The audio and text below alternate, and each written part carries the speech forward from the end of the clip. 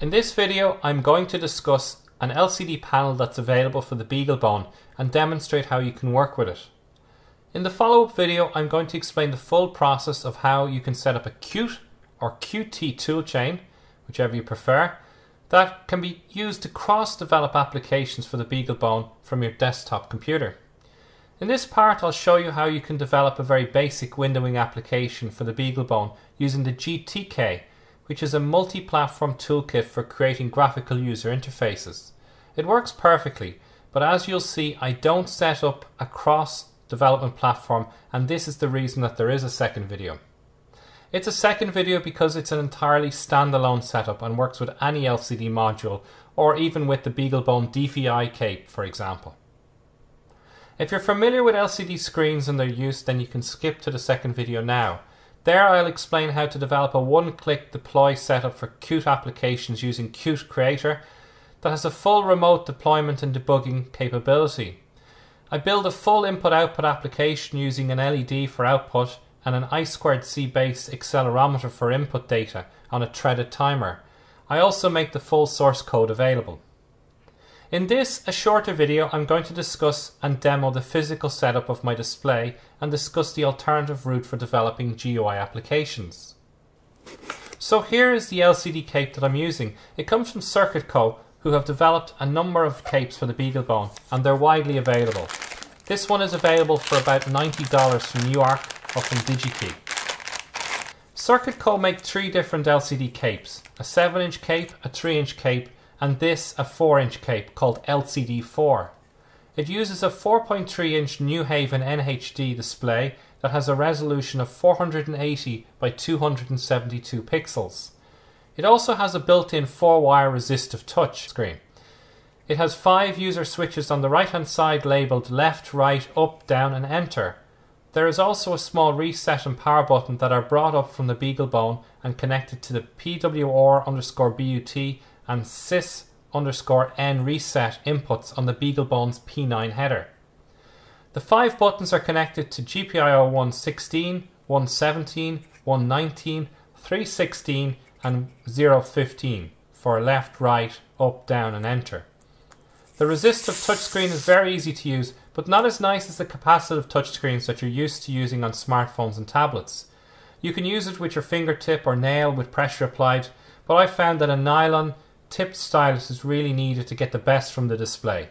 I stole one from one of my children's Nintendo DS's and it works great. The resistive touchscreen is connected to AIN0, AIN1, AIN2 and AIN3, so the first 4 analog inputs on the P9 header. So it uses up 4 of your 8 analog inputs. One problem I had with this setup is that the remaining 4 inputs, A4 to A7, were available and worked fine. But I found that under my distribution of Angstrom Linux, the standard distribution that's available from the Beaglebone website, that when I used the GNOME desktop environment and tried to access the remaining 4 analog inputs, that the touch interface froze and could only be unfrozen through reboot. I've searched and the problem may be related to the touchscreen ADC subsystem that has to be configured as 8 general purpose ADCs.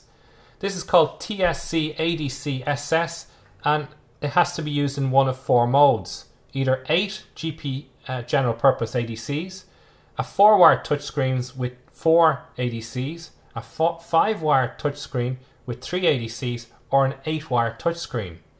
I think this requires modifications to the board AM335XEVM.c file and then a kernel rebuild, and I haven't had a chance to do this yet. So out of the box you can either use the touchscreen or the analog inputs, but not both at the same time. However, if anyone knows of an easier way, please let me know and I'll add it to the video description. At the worst case, you could use something like a multi-channel 12-bit SPI ADC. The display itself works well. Out of the box, you can see it here running the GNOME desktop environment. Here you can see the setup running XBMC, and it demonstrates how clear the display is. The next step in the video is that I'm going to install the latest Angstrom distribution and boot the Beaglebone with the display attached for the first time. If you're familiar with installing the Angstrom distribution, then I recommend jumping to about 10 minutes into the video, where I'll start demoing some of the applications on the GNOME desktop environment. After that, I'll write a simple GTK application and compile it on the Beaglebone. Okay, so I need to download and install the system image for the Beaglebone. That includes the LCD for support. You can see here that's accessible through the website for Circuit Co. It describes the screen itself. It's 480 by 272 pixels and has a 4-wire resistive touchscreen. Okay, it's a 4.3 inch display, and it has 5 user switches on the sides, as you can see. And there's full information there. There's some information to follow, but the full information is there.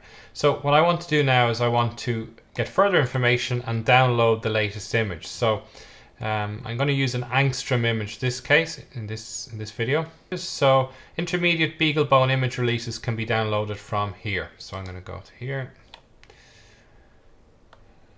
So these are the standard Beaglebone downloads.angstromdistribution.org demo Beaglebone. And the one that we're going to download is the one that supports the Cloud9 IDE and GNOME. So we need that version. And downloads directory. This is a blank image, so there's nothing here. Okay, that's downloaded. The next thing I have to do is enable the SD card. I've placed the SD card in the adapter into my PC. So I just have to enable it for my VirtualBox installation.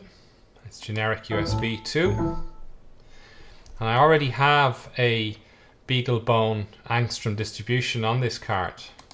Okay, so it's coming up. Okay, so it's come up already. It's /dev/sdd1 is my Beaglebone, and you can see it's popping up here to say that's my current distribution. So I'm going to close that because I'm going to write this new distribution to it. So I've downloaded that. That's in my downloads directory. And there I have my XZ file. So I need to get this onto my card. So the way we do this is sudo -s. Okay, so now I'm in my shell. So I want to XZ DKC. These instructions are here on the website. They're at the bottom here for the XZ file. XZ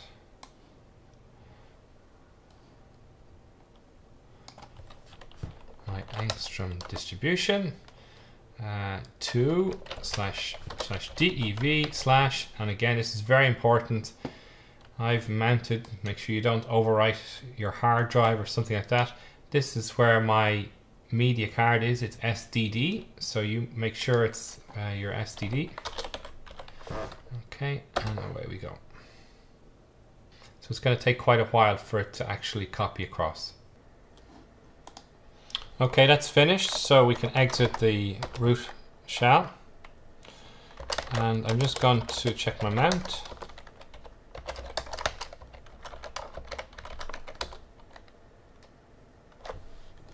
Okay.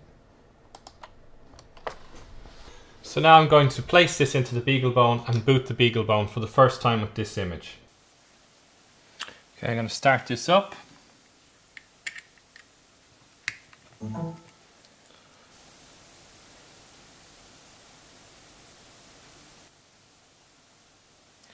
Okay, it takes a little while for it to boot. It should automatically log in.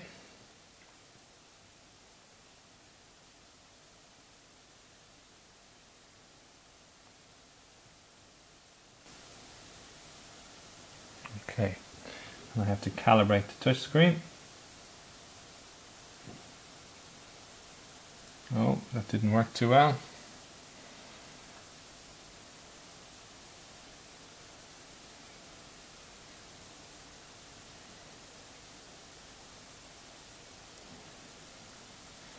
But anyway, it's clear I have a full running version of GNOME. My touchscreen isn't great. It's not very well set up. It's okay. Just a minute.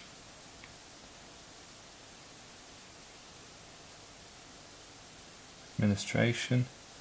Calibrate touchscreen. Try again. Okay. Okay.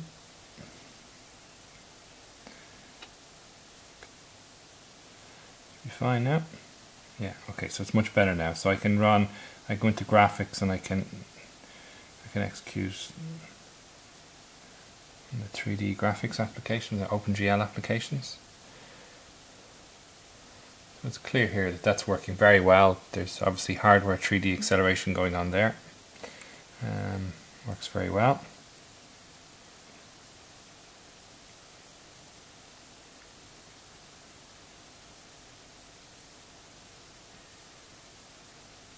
I thought I executed an application there, maybe I didn't.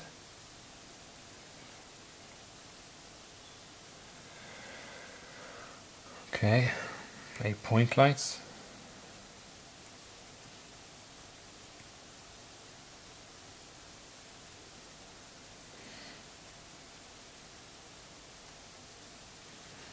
Okay, so they're all working very well, and if you consider I'm running this off USB power, which means that the Beaglebone is throttled to, I think it's 500 megahertz, so it means that it could even run even better than this. So it's working very well. I can connect to the network, I have full access to the network and so on. So this is a good start. If you want to build applications, we can build applications directly here. I'll go through how we do that. We can start up a terminal. The keyboard's a little bit messy in that you have to use Universal Access Florence Virtual Keyboard. Unfortunately, it takes up much of the space on the screen. And we can see here H-top for a second. So you can see where CPU's at, well, when it's quiet, 6.8%, that's very good. Memory, 71 out of 248 meg.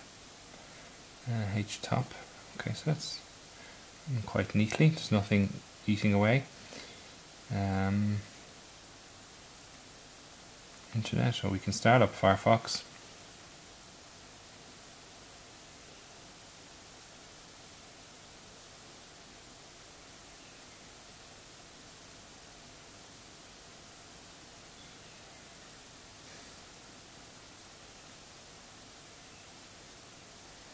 Okay, so you can see obviously the browser screen here isn't huge. It's fine. It works anyway. One of the downsides of the display, and any display for that matter, is that they use a lot of outputs on the P8 and P9 headers. The AM335X actually has either 284 or 325 pins in a BGA, depending on the package chosen. But the Beaglebone has only 2 headers of 46 pins broken out, and this is why we need the MUX. You can see here in the diagram that comes from the datasheet of the LCD4 just how many pins are actually used. Some of them can still be used, such as the I2C pins, as they are buses, and in fact I used the I2C bus in the next video for connecting the accelerometer. However, most cannot be used, especially anything that mentions LCD in the title. Okay, so that's clearly working. The next thing we need to do is be able to connect to it. So we need to work out its IP address. One way of doing that is to use nmap. So I can type nmap minus T4 minus F space 192. So I'm going to scan. I know that my DHCP goes from 100 to 255. So I can do nmap minus T4 minus F 192.168.1.100 to 255. So that goes off and does a network map of my local network. Just takes a minute. And there it's come back with all of the devices that are available. And the one that's most likely to be my Beaglebone is this one here. You can see we've got port 3000 open, that's for the Cloud9, port 80 for the web server, 22 for SSH, and 443 for HTTPS. So that means that the IP address of my Beaglebone on my network is .1.108. So we can just test that here. So we can SSH into 192.168.1.108, and we want to log in as root. Oh no. Okay, someone could be eavesdropping on you right now. I have to do something. SSH minus keygen minus F slash home slash Meloidi slash dot SSH.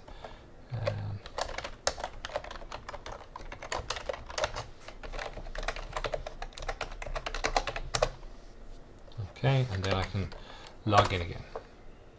I'm sure I want to continue. The password is root. Okay, so now I'm on my Beaglebone, and I've got Linux Beaglebone 3.2.34, and we can see it's ARM v71 GNU Linux. So everything is working there, and we're ready to go. So the latest Angstrom distribution has a full toolchain installed on it. So this is my directory, so I'm just going to make a directory here.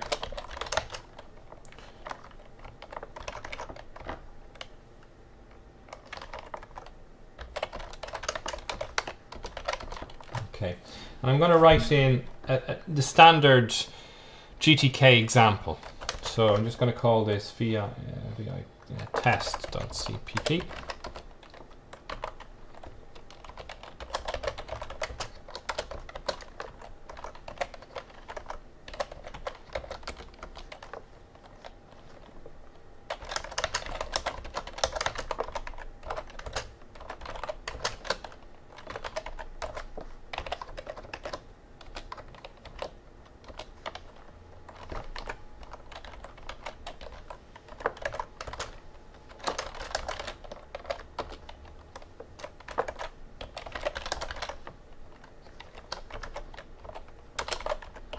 So the address of argc, address of rv, window equals gtk underscore window new,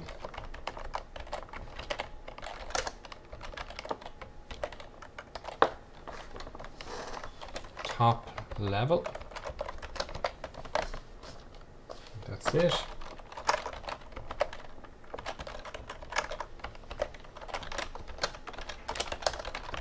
So I just want to make it so that a window appears on our Beaglebone. Oops. No, it's working.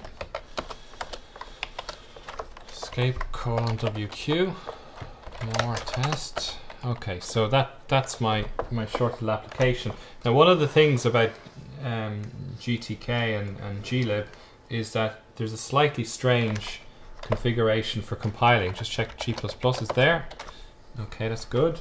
G++, and we have to do a small apostrophe, but it's the backward apostrophe. pkg minus config minus libs minus c flags, glib and gtk plus minus 2.0, and the same backward is on the top left hand side of my keyboard, and it's test.cpp test. Okay. Oh, it would be handy if I could spell. vi test.cpp a escape x a i n c l u d e. Hopefully that's the only error. Okay, try it again. It's doing something. Good news. Right, so I've got my test application, and I don't think it's going to work properly. Okay, GTK warning, cannot open display. Okay, so at this point I've compiled my application. My test application has become .test, and I can execute this no problem by going into my root home. I can go to my folder in here. It's hard to see. That's my folder, and there's my test application. So I can double click that and it opens on the display. There are a couple of steps you have to take if you want to execute from the command line. Close that. So we would have to go Applications, Accessories, Terminal, and we have to go Applications, Universal Access, Florence Keyboard, and we have to give access to localhost to open up a window on our session. So xhost space, where's my plus, shift plus localhost.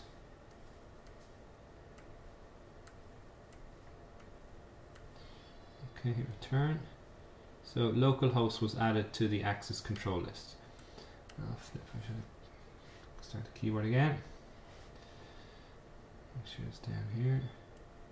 A little bit fiddly to work with. EXIT. Okay, so that's that closed.